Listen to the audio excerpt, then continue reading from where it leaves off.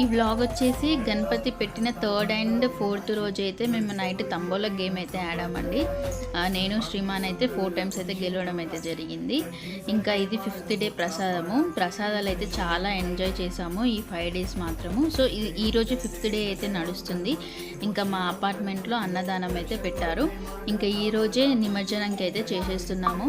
So ఇక్కడ అందరం కలిసి కట్టుగా పూజ చేస్తూ గణపతిని నిమజ్జనం అయితే చేస్తున్నామండి. దానికంటే ముందు గణపతి పూజన అయితే చేసి ప్రసాదం అయితే అందిస్తున్నాం దేవుడికి.